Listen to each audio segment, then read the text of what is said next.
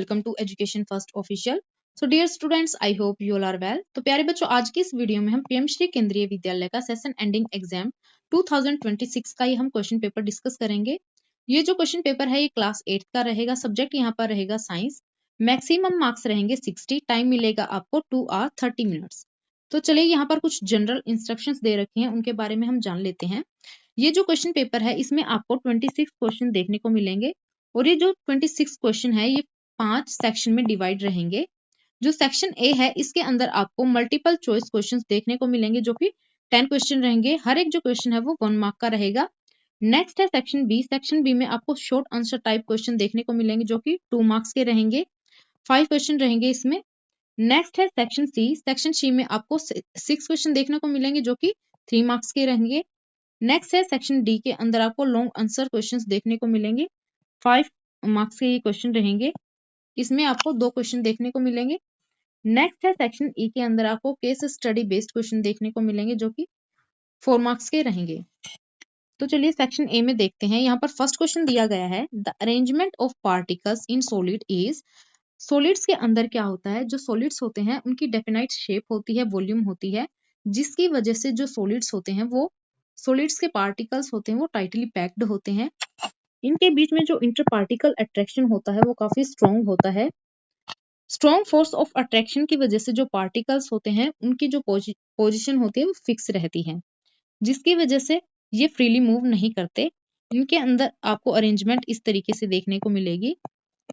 इस तरीके से अरेंज होते हैं पार्टिकल्स। इनको बोलते हैं, जो पार्टिकल्स होते हैं ये टाइटली पैक्ड होते हैं, टाइटली पैक्ड होते हैं सॉलिड के अंदर। तो यहाँ पर हमारा राइट आंसर रहेगा ऑप्शन बी। नेक्स्ट क्वेश्चन है, what causes the phase of the moon. जो मून की फेज होती है वो किस वजह से होती है। The moon orbit around the earth. Moon क्या करता है, अर्थ के चारों ओर और रिवॉल्व करता है, जिसकी वजह से फेज होती है मून की। और ये जो फेज होती है वो डिफरेंट होती हैं। जैसे आपने ऑब्जर्व किया होगा कि जो ब्राइट पोर्शन है मून का वो डिक्रीज होता चला जाता है from a full circle to a half circle.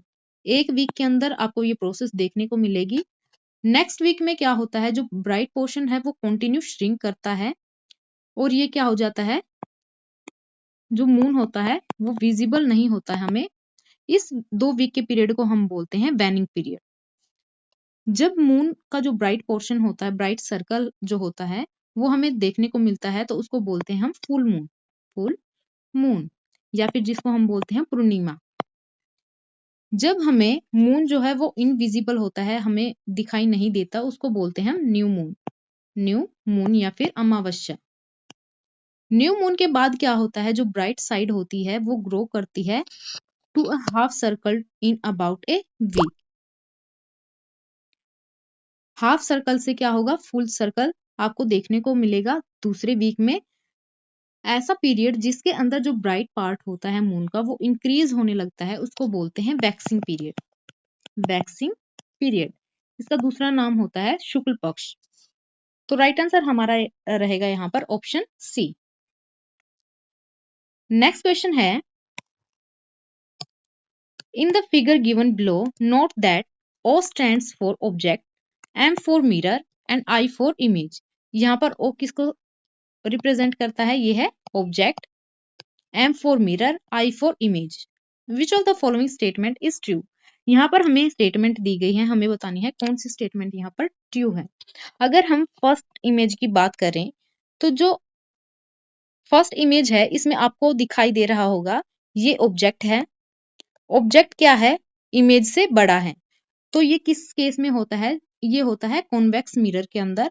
Convex mirror में क्या होता है, जो इमेज होती है वो इरेक्ट होगी बट स्मॉलर होगी देन द ऑब्जेक्ट। तो ये है कॉन्वेक्स मिरर।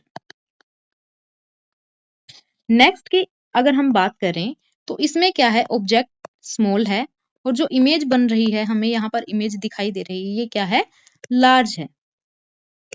तो ये होता है कॉनकेव मिरर में। कॉनकेव मिरर में जो इमेज होती है वो क्या रहेगी, इरेक्ट रहेगी बट लार्ज रहेगी देन द ऑब्जेक्ट। तो ये है कॉनकेव मिरर।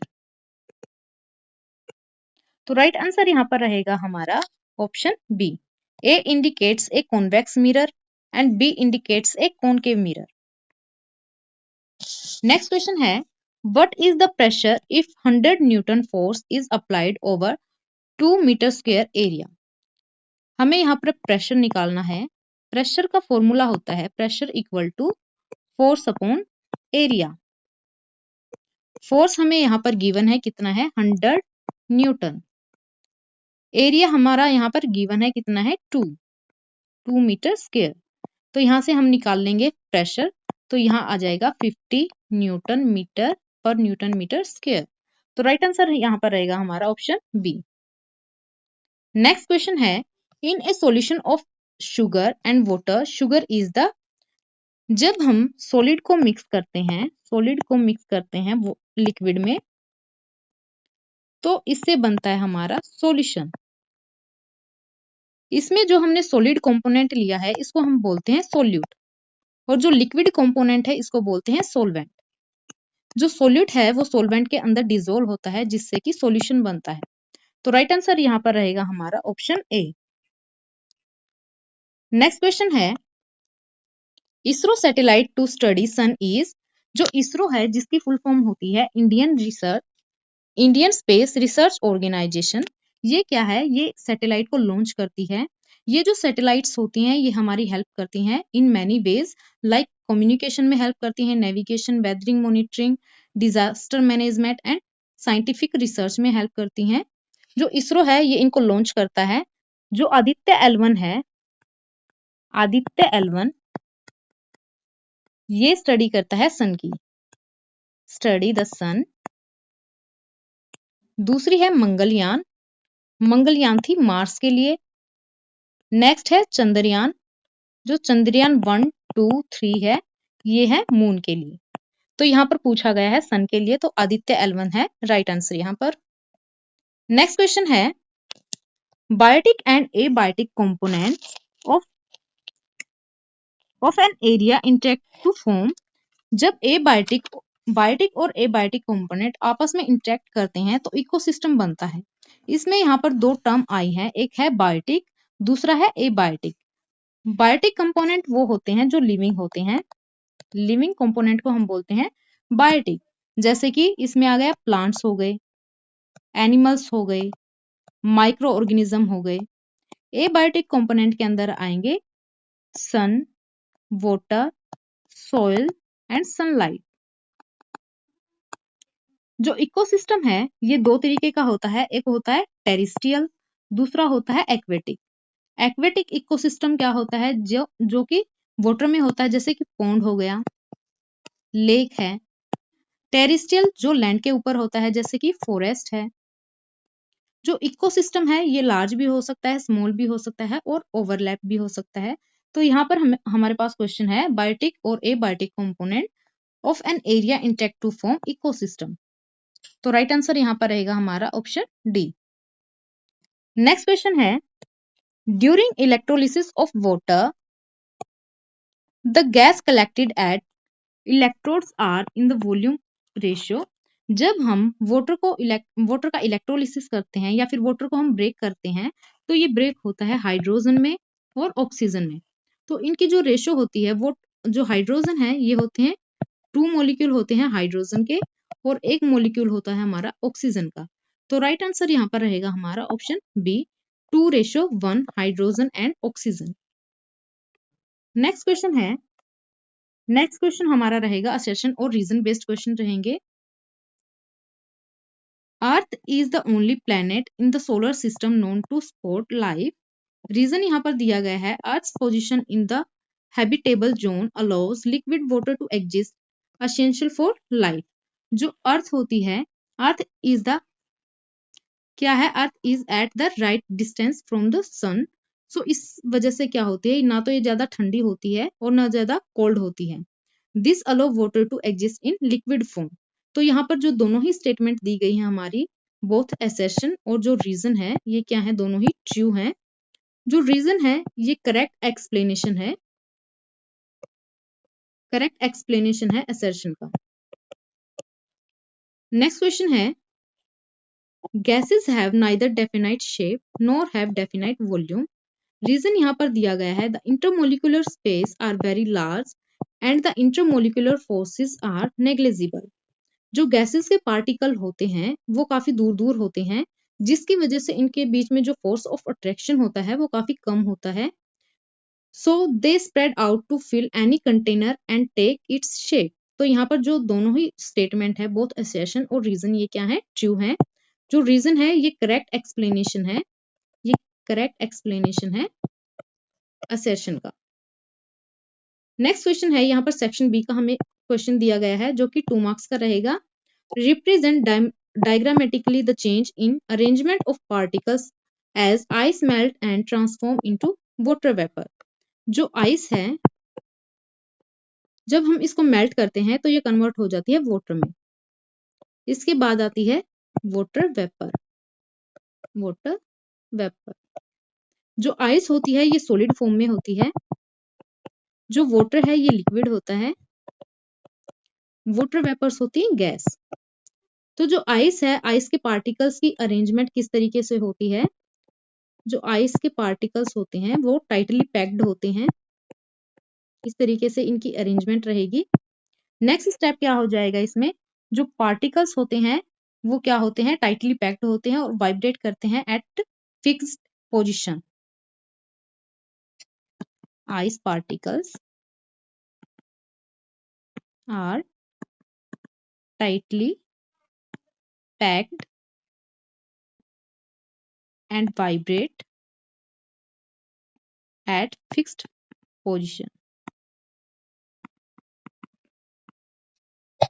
नेक्स्ट अगर हम बात करें लिक्विड की, तो लिक्विड में क्या होता है, जो पार्टिकल्स होते हैं उनके बीच में लिटिल स्पेस होता है, जिसकी वजह से ये जो है स्लाइड कर सकते हैं पास्ट ईच अदर। तो इसमें हम लिखते हैं particles get some space and can slide past each other. Next अगर हम बात करें वाटर वेपर की, तो जो वाटर वेपर है, वाटर वेपर के अंदर जो पार्टिकल्स होते हैं वो फ्रीली मूव करते हैं in all direction.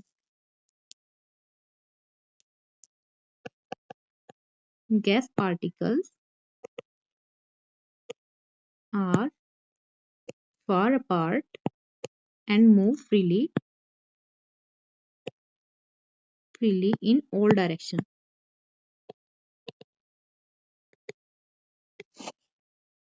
Next question है question number 12।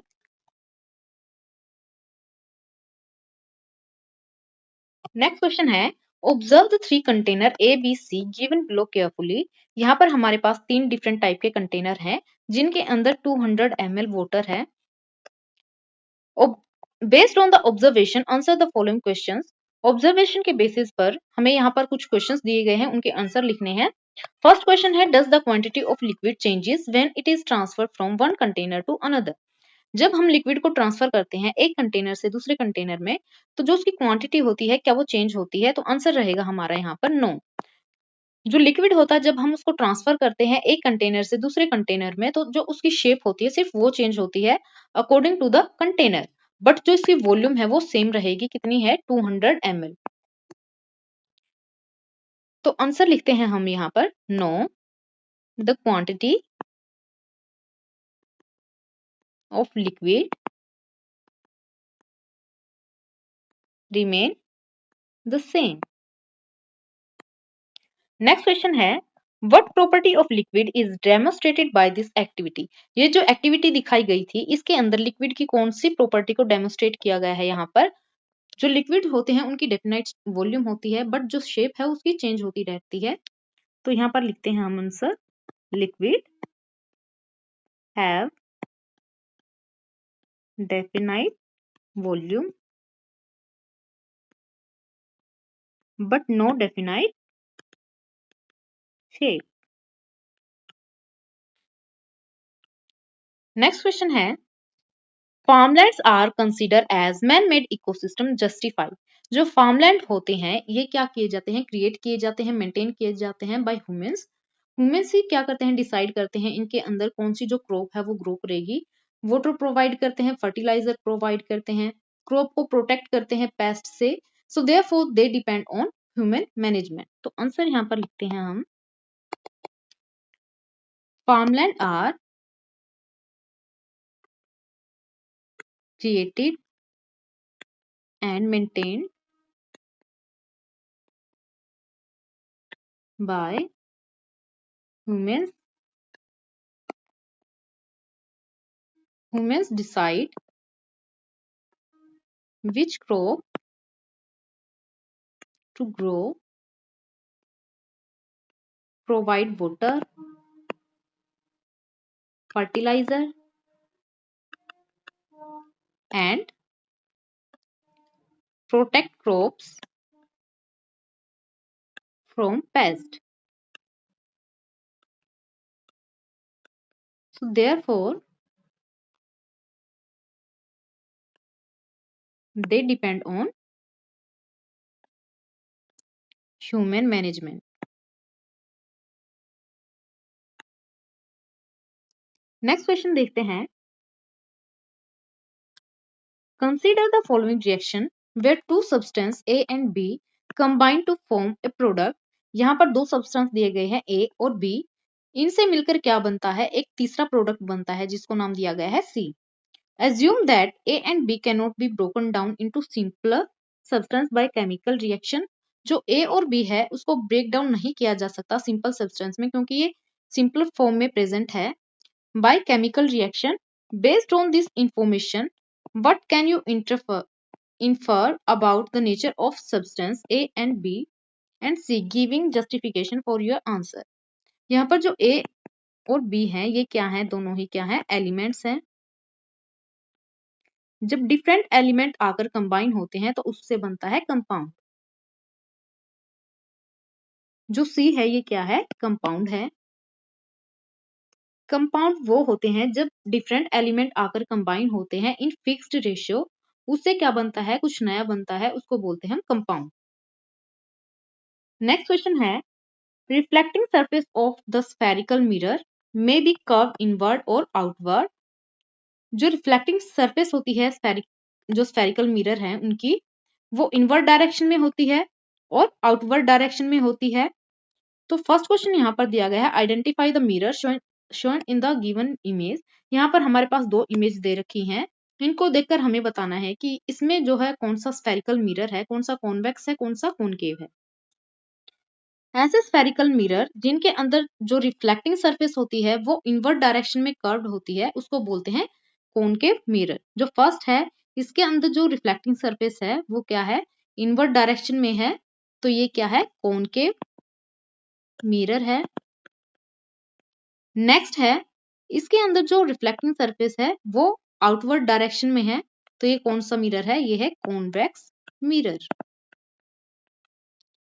Give one uses of it. यहाँ पर हमें एक एक यूज बताना है इसका। जो फर्स्ट है कॉनकेव मिरर, कॉनकेव मिरर इसका हम यूज करते हैं शेविंग मिरर में और हेडलाइट्स में used as a shaving mirror और इन हेडलाइट्स। अगर हम बात करें कॉन्वेक्स की, जो कॉन्वेक्स मिरर है इसका यूज हम करते हैं used as rear view of mirror in vehicles. आपने देखा होगा कि जो व्हीकल्स हैं उनमें यूज किया जाता है कॉन्वेक्स मिरर। कॉन्वेक्स मिरर क्या करता है, जो ऑब्जेक्ट होता है उसकी जो इमेज बनती है वो क्या बनेगी, छोटी बनेगी। क्यों, क्योंकि जो एरिया है वो ज्यादा कवर कर सके, इसी वजह से जो व्हीकल्स हैं उनमें कॉन्वेक्स मिरर का यूज किया जाता है। नेक्स्ट क्वेश्चन यहाँ पर दिया गया है सेक्शन सी का, यहाँ पर क्वेश्चन रहेगा जो कि 3 मार्क्स का रहेगा। 16 एनालाइज फिगर। यहाँ पर दो फिगर दिए गए हैं, फिगर ए एंड बी। जो फिगर ए है इसके अंदर ऑरेंज है जो कि फ्लोट कर रहा है, और जो अनपील्ड ऑरेंज है, जो पील्ड ऑरेंज है वो क्या कर रहा है, सिंक कर रहा है। फर्स्ट क्वेश्चन यहाँ पर दिया गया है, the unpeeled orange float while the peeled one sink, give reason. जो अनपील्ड ऑरेंज है वो फ्लोट क्यों करता है और जो पील्ड ऑरेंज है वो सिंक क्यों कर जाता है? क्योंकि जो अनपील्ड ऑरेंज है वो फ्लोट करता है बिकॉज उसके अंदर जो एयर है वो, जिसकी वजह से जो उसकी डेंसिटी होती है वो कम हो जाती है वाटर से। तो आंसर यहाँ पर लिखते हैं हम, the unpeeled orange floats because air trapped in its tail lower its density. The peeled orange sink because air is removed, increasing its density.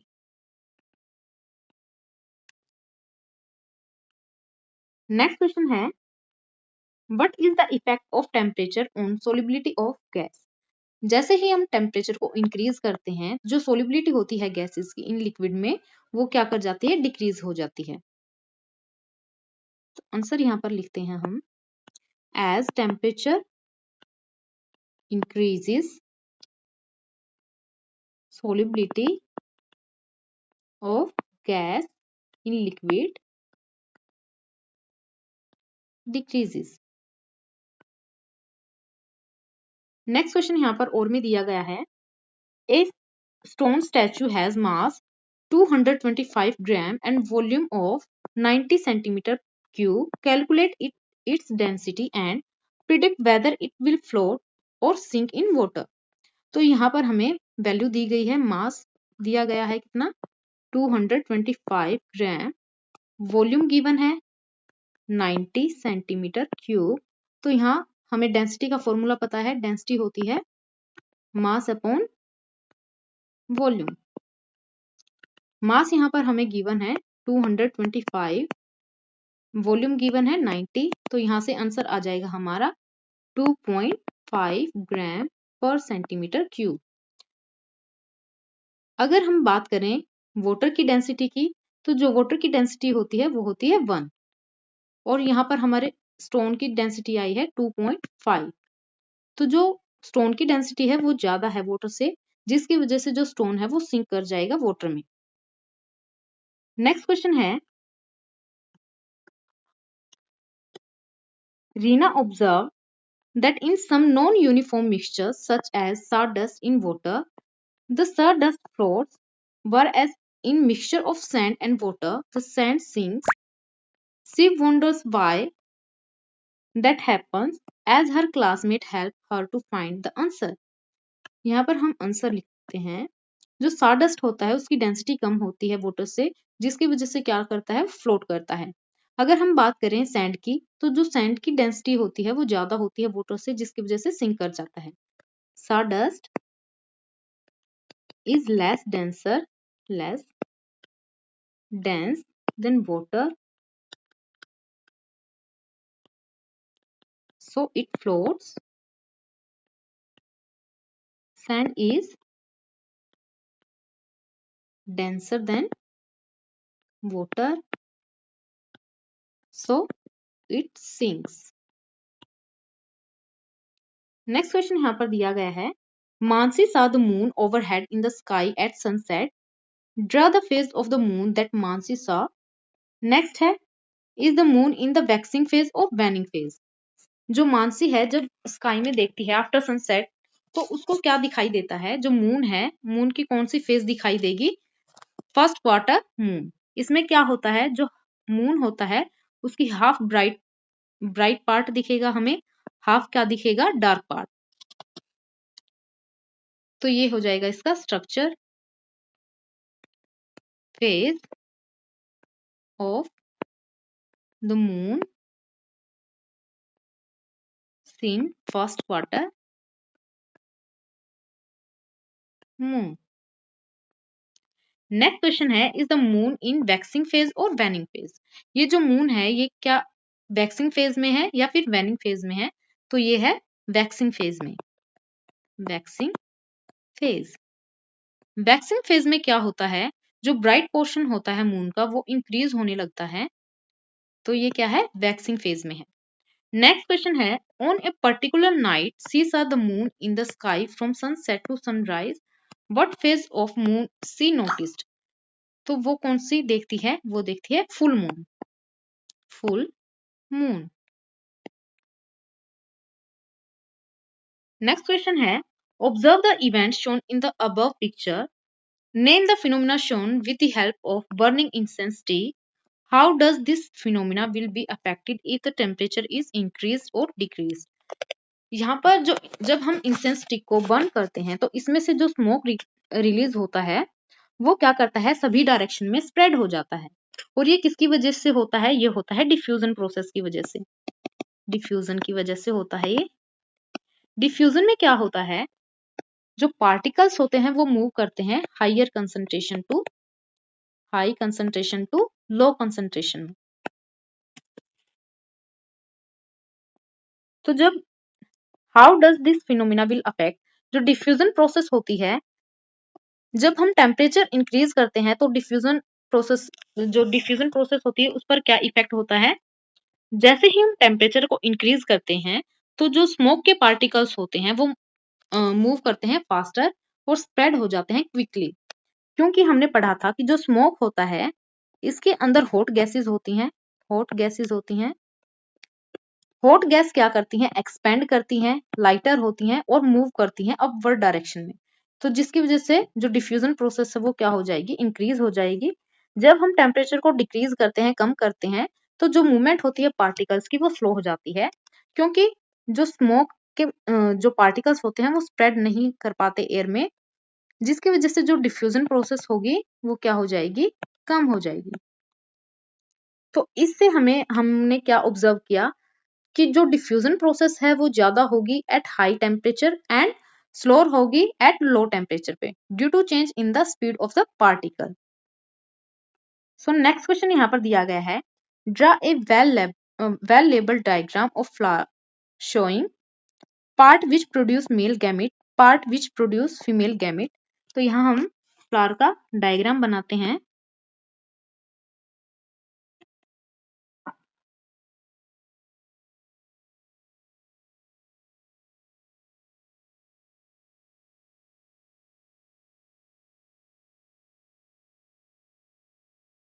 ये होती है इसकी पेटल। जो पेटल होती है ये क्या करती हैं, इंसेक्ट को अट्रैक्ट करती हैं, रिप्रोडक्शन में काम होता है इसका।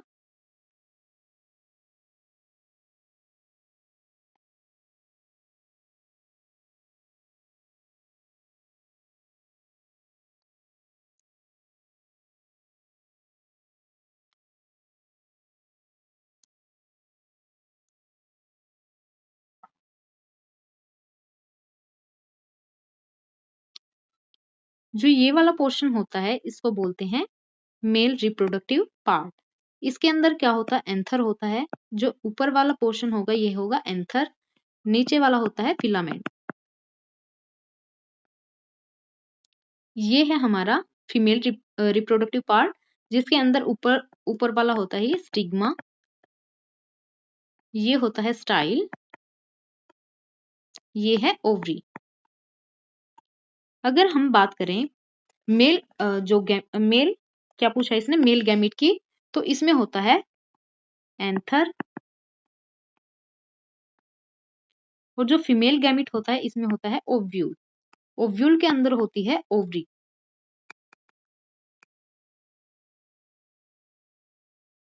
ओवरी के अंदर होता है ओव्यूल। सॉरी थोड़ा सा गलत हो गया था। Identify the process shown in the figure below. इसमें क्या दिखाया गया है, transfer of pollen grain to stigma. Transfer of pollen grain to stigma. Next question यहाँ पर दिया गया है और में, after attending the seminar on environment and USDA, Anaya and Dhruv were discussing that life on earth depend on a delicate balance of living and non-living things working together, but human action are disturbing his balance. Even small change in the global temperature, oxygen level, or ozone layer can put life at risk.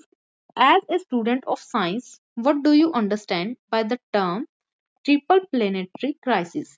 तो इसका क्या meaning होता है? इसमें होता है three major environment जो problems होती हैं, जिससे क्या होता है थ्रेटनिंग लाइफ जो होती है अर्थ पर। तो फर्स्ट होता है इसमें क्लाइमेट चेंज की वजह से, क्लाइमेट चेंज। सेकंड होता है लॉस ऑफ बायोडाइवर्सिटी। थर्ड हो जाएगा pollution. These are caused mainly by human activities and disturb the balance of nature. Next question दिया गया है, look at the picture of the moon in figure given below and complete the table given with correct panel number to the phases of moon shown in the picture. यहाँ पर हमें phases दी गई है moon की, हमें बताना है कि कौन सी फेज है मून की। जो फर्स्ट है 3 days आफ्टर न्यू मून, तो ये जो है सी रहेगी यहाँ पर। नेक्स्ट है फुल मून, जो फुल मून है ये है ई। 3 days after full moon, full moon के बाद कौन सी रहेगी 3 days आफ्टर फुल मून, ये रहेगी यहाँ पर एफ। नेक्स्ट है a week after full moon, तो जो ए वाली है ये क्या है, एक वीक के बाद जो फुल मून होती है ये होती है स्टेज इसकी। नेक्स्ट है डे ऑफ न्यू मून, तो ये रहेगी हमारी बी।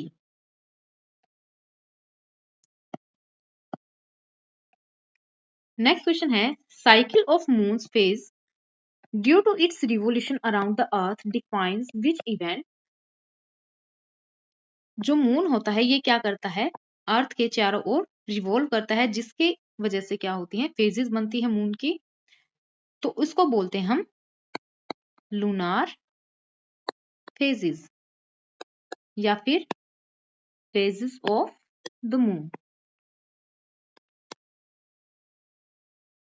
नेक्स्ट क्वेश्चन दिया गया है यहाँ पर, on a school day students gather to observe a solar eclipse. Teachers advise them to wear special glasses and explain the moon was between Earth and the sun at that time. तो यहाँ पर question दिया गया है what type of eclipse were the student observing। यहाँ पर क्या दिया गया है, आंसर रहेगा हमारा यहाँ पर सोलर एक्लिप्स। सोलर एक्लिप्स में क्या होता है, सन और अर्थ के बीच में आ जाता है हमारा मून। ये है सन, ये अर्थ, ये बीच में आ गया मून, जिसकी वजह से सोलर एक्लिप्स होता है। नेक्स्ट है which moon phase is required for this eclipse to occur. तो आंसर यहाँ पर रहेगा हमारा न्यू मून। नेक्स्ट है why were student told to wear special glasses. जो स्पेशल ग्लासेस हैं वो क्यों पहनने के लिए बोला जो टीचर है उसने। अगर हम डायरेक्टली सन को देखते हैं तो ये क्या करता है, डैमेज कर देता है हमारी आईज के रेटिना को, जिसकी वजह से जो स्पेशल जो ग्लासेस होते हैं वो क्या करते हैं, प्रोटेक्ट करते हैं आईज को फ्रॉम हार्मफुल सोलर रेडिएशन से। तो आंसर लिखते हैं यहाँ पर हम looking directly at the sun can damage the retina of the eyes. So special eclipse glasses protect the eyes from harmful solar radiation.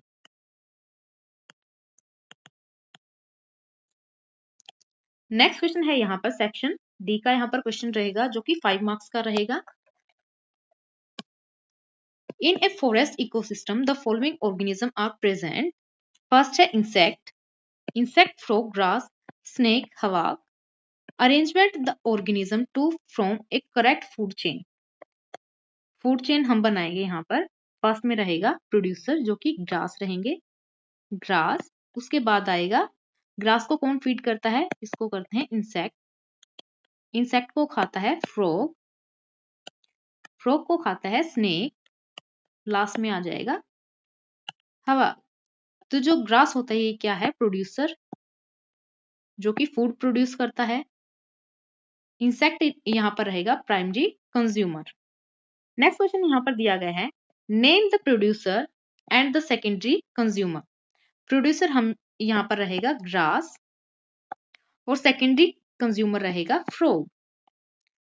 जो प्राइमरी कंज्यूमर है यहाँ पर इंसेक्ट है, सेकेंडरी कंज्यूमर यहाँ पर रहेगा हमारा फ्रॉग। नेक्स्ट क्वेश्चन है, what happens if frog is removed from the food chain. अगर हम फूड चेन से फ्रॉग को रिमूव कर दें तो क्या होगा, जो इंसेक्ट की पॉपुलेशन होती है वो इंक्रीज हो जाएगी, रैपिडली इंक्रीज होगी, जिसकी वजह से जो एक्सेसिव इंसेक्ट्स हैं वो क्या कर देंगे, डैमेज करेंगे ग्रास को और प्लांट्स को। अगर फ्रॉग यहाँ से हम रिमूव कर देते हैं तो जो स्नेक की पॉपुलेशन होती है वो क्या हो जाएगी, डिक्रीज हो जाएगी। क्यों डिक्रीज होगी, क्योंकि उसको फूड नहीं मिलेगा, तो जो इकोसिस्टम बैलेंस है वो क्या हो जाएगा, डिस्टर्ब हो जाएगा। तो यहाँ पर आंसर हम लिखते हैं, insect population will increase rapidly. Next question यहाँ पर दिया गया है, competition helps and control population size and keeps ecosystem balance justify. अगर जो कंपटीशन होता है वो क्या करता है, कंट्रोल करता है पॉपुलेशन को। जो ऑर्गेनिज्म होते हैं वो compete करते हैं फूड के लिए, शेल्टर के लिए, स्पेस के लिए एंड वाटर के लिए। जो ये कंपटीशन होता है ये क्या करता है, ओवरकम कर देता है ओवर पॉपुलेशन को। इससे क्या होगा, ये किस में हेल्प करेगा, ये मेंटेन करेगा इकोसिस्टम को। तो यहाँ पर हम आंसर लिखते हैं, organism compete for food, water, space and shelter। Next point क्या हो जाएगा, competition prevents over population.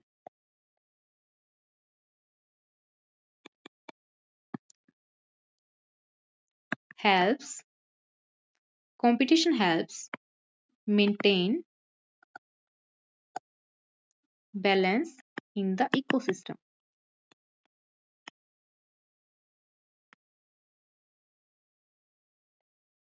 Next question यहाँ पर दिया गया है, और में क्वेश्चन यहाँ पर दिया गया है, if all decomposers suddenly disappear from earth what do you think। तो आंसर यहाँ पर रहेगा हमारा, अगर सारे डिकम्पोजर डिसअपियर हो जाते हैं तो जो डेड प्लांट्स होते हैं, एनिमल्स होते हैं वो एक्यूमुलेट होने लगते हैं, जो न्यूट्रिएंट साइकिल होती है वो स्टॉप हो जाएगी, सॉइल की फर्टिलिटी डिक्रीज हो जाएगी, जो लाइफ होती है अर्थ पर वो क्या हो जाएगी, कोलैप्स हो जाएगी। तो आंसर यहाँ पर लिखते हैं हम, फर्स्ट पॉइंट क्या रहेगा, if all decomposers disappear dead plants and animals will accumulate। Next point हो जाएगा यहाँ पर, nutrient cycle will stop. Third point हो जाएगा, soil fertility will decrease. Fourth हो जाएगा यहाँ पर, life on earth will eventually collapse।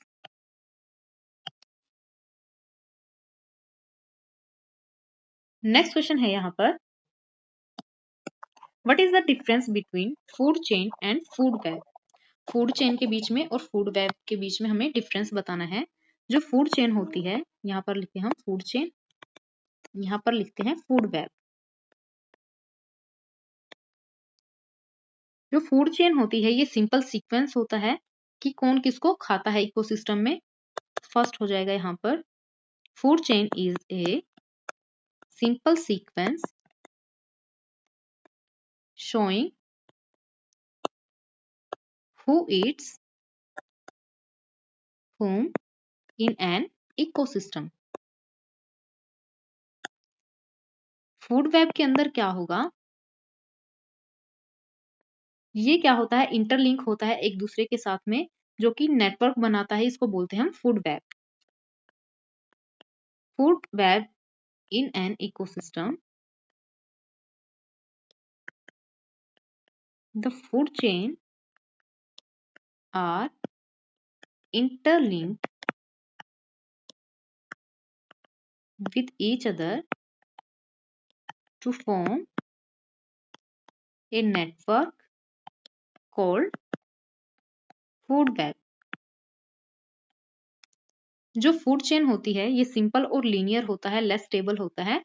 अगर हम बात करें फूड वेब की तो ये मल्टीपल इंटरकनेक्टेड जो फूड चेन होती है वो होता है, कॉम्प्लेक्स होता है और मोर स्टेबल होता है। नेक्स्ट क्वेश्चन यहाँ पर दिया गया है, what are autotrophs, give example. Autotrophs ऐसे ऑर्गेनिज्म जो अपना फूड खुद से प्रिपेयर करें उसको बोलते हैं हम ऑटोट्रोफ्स। जैसे कि ग्रीन प्लांट्स हो गए, वो क्या करते हैं, सनलाइट का कार्बन डाइऑक्साइड का, वाटर का यूज करके क्या बनाते हैं, फूड बनाते हैं। Autotrophs are organisms that prepare their own food using sunlight, carbon dioxide and water। For example, green plants and algae।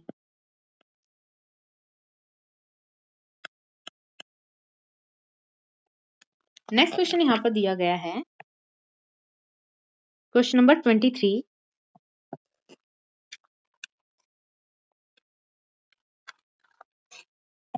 You are providing with an experimental setup as shown in the figure A and B on keeping the test tube as shown in the figure B in a beaker containing hot water. The water level in the glass tube rises. How does it affect the density? यहाँ पर हमारे पास दो figure दिए गए हैं। जो figure B है इसमें क्या किया गया है, जो टेस्ट ट्यूब है इसको हॉट वाटर के अंदर डिप किया गया है। तो ये क्या है, ये है डेंसिटी एक्सपेरिमेंट। जब हम टेस्ट ट्यूब को प्लेस करते हैं हॉट वाटर के अंदर तो जो लिक्विड होता है इनसाइड द टेस्ट ट्यूब वो क्या करता है, गर्म होने लगता है। जो हॉट पार्टिकल्स होते हैं ये क्या करते हैं, मूव करते हैं, फास्टर मूव करते हैं और स्प्रेड हो जाते हैं, जिसकी वजह से जो वॉल्यूम होती है इस टेस्ट ट्यूब के अंदर वो क्या होगी, इंक्रीज हो जाएगी। बट जो मास है वो क्या रहेगा, सेम रहेगा। सो देयरफॉर जो डेंसिटी है वो क्या रहेगी, डिक्रीज रहेगी। तो यहाँ से हमें क्या कंक्लूजन निकाला, यहाँ से कंक्लूजन निकलता है जब हम टेम्परेचर को इंक्रीज करते हैं तो जो डेंसिटी होती है वो क्या हो जाएगी, डिक्रीज हो जाएगी। नेक्स्ट क्वेश्चन दिया गया है यहाँ पर, Riya is preparing lemonade for her friends on a hot summer day. She takes a jug of water, adds some sugar and stir it well. Then she squeezes some lemon into the jug and mixes everything. She noticed that the sugar completely disappeared, but the lemon pulp settled down a bit after some time. First question यहाँ पर दिया गया है, in Ria's lemonade identify solute and solvent। यहाँ पर solute है sugar and lemon juice, solvent रहेगा यहाँ पर वाटर। नेक्स्ट क्वेश्चन यहाँ पर दिया गया है, why did the sugar dissolve completely in water but lemon pulp settle down. जो शुगर होती है वो सोल्यूबल होती है वाटर के अंदर, जिसकी वजह से वो कंप्लीटली डिसॉल्व हो जाती है। अगर हम बात करें लेमन पल्प की तो ये इनसोल्यूबल होता है वाटर में, जिसकी वजह से ये सेटल डाउन हो जाता है आफ्टर सम टाइम। तो आंसर लिखते हैं हम यहाँ पर, sugar is soluble in water, soluble in water, so it dissolves completely. Lemon pulp is insoluble in water, so it settles down after some time. Next question यहाँ पर दिया गया है, if Riya wants the sugar to dissolve faster what could she do. तो इसमें 3 step रहेंगे हमारे। First क्या रहेगा, stir the solution, stir the solution, use warm water. Next रहेगा crush sugar into smaller particles. Next question है यहाँ पर सेक्शन ई का, यहाँ पर क्वेश्चन रहेगा जो कि 4 मार्क्स का है। हर्ष was provided with 2 substances, A iron and B sulfur. He was asked by the teacher to mix the sample and name it sample A and observe its property also. Later he was instructed to heat the sample till it turned black and name it sample B. Now he had 2 sample A and sample B. ये है sample A, ये है sample B।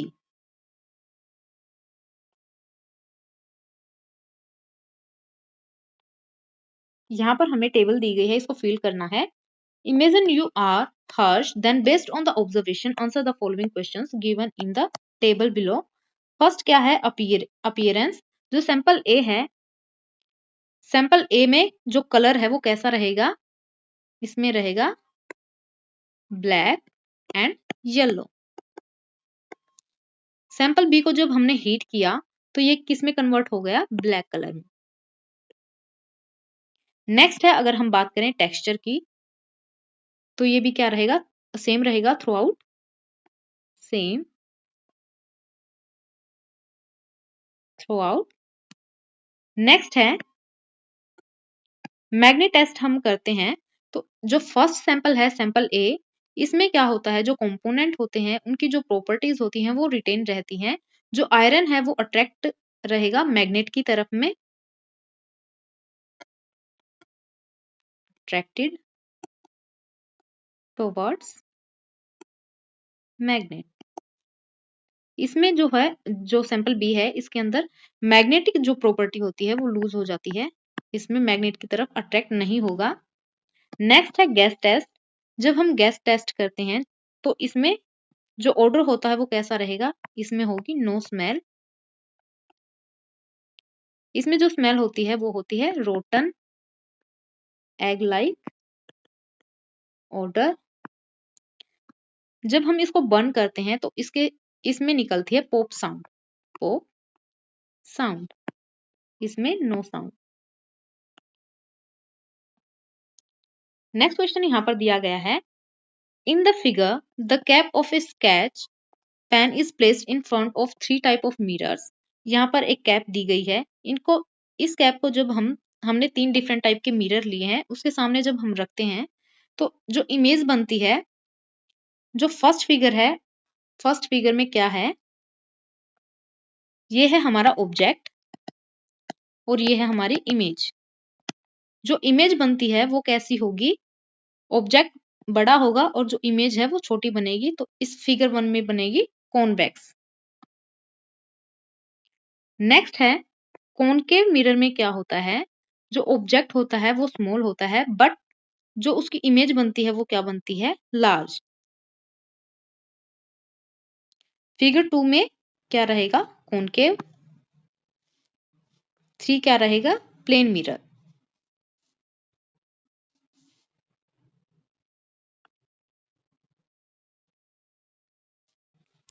Next question है, the mirror is tilted and the light ray falls at the angle of 20 degree from the normal as shown below. Draw the reflected ray indicating the angle of reflection. ये है incident ray जो कि normal के साथ angle बनाती है 20 degree. यहां से जाएगी रिफ्लेक्टिंग रे जिसको हम शो करते हैं आर से। तो जो रिफ्लेक्टिंग रे होती है वो होती है इंसिडेंट रे। इंसिडेंट रे जो एंगल बनाएगी वही एंगल क्या होगा, एंगल ऑफ इक्वल होगा angle of reflection. Angle of incident equal to angle of reflection. तो एंगल ऑफ इंसिडेंस कितना है 20 डिग्री, तो एंगल ऑफ रिफ्लेक्शन भी कितना रहेगा हमारा 20 डिग्री। नेक्स्ट क्वेश्चन है ए village near a forest has experienced hotter summers and reduced rainfall over the past 5 years. The forest has been partially cleared for farming and a nearby factory released smoke and waste into the river. The village's crops are failing and fish population in the river are declining. First question यहाँ पर दिया गया है list the human activities which are likely causing the hotter summers and reduced rainfall. तो यहाँ पर answer हो जाएगा हमारा डिफोरेस्टेशन। डिफोरेस्टेशन की वजह से भी क्या होते हैं होटर समर्स एंड जो रेनफॉल होती है वो कम होगी। डिफोरेस्टेशन। सेकंड है industrial pollution, water pollution and increase in greenhouse gases due to burning fuel. Increase in greenhouse gases due to burning fuels. Next question यहाँ पर दिया गया है how does forest clearing contribute to this changes. Answer लिखते हैं हम यहाँ पर बी का। जो ट्रीज होते हैं, ट्रीज क्या करते हैं एब्जॉर्ब करते हैं कार्बन डाइऑक्साइड को और रिलीज करते हैं ऑक्सीजन को। Trees absorb carbon dioxide and release oxygen. जब हम ट्रीज को कट करते हैं तो हमारी एयर के अंदर जो लेवल होता है कार्बन डाइऑक्साइड का वो क्या हो जाता है इंक्रीज हो जाता है। जैसे ही टेम्परेचर इंक्रीज होता है तो उसकी वजह से क्या होते हैं होटर समर्स होते हैं। जो ट्रीज हैं वो क्या हेल्प करते हैं हमारी वाटर साइकिल में हेल्प करते हैं जिसकी वजह से जो वाटर वेपर्स हैं वो एयर के अंदर रिलीज करते हैं। नेक्स्ट हो जाएगा यहाँ पर हमारा trees helps in the water cycle by releasing water vapor.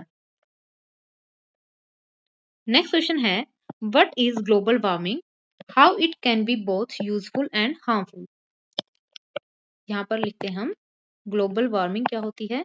Global warming, global warming में क्या होता है ग्रेजुअल इंक्रीज होता है। जो टेम्परेचर हमारा वो क्या होता है इंक्रीज कर जाता है due to excessive greenhouse gases जैसे कि कार्बन डाइऑक्साइड है मीथेन है। तो यहाँ पर लिखते हैं global warming is the gradual increase in earth average temperature due to excessive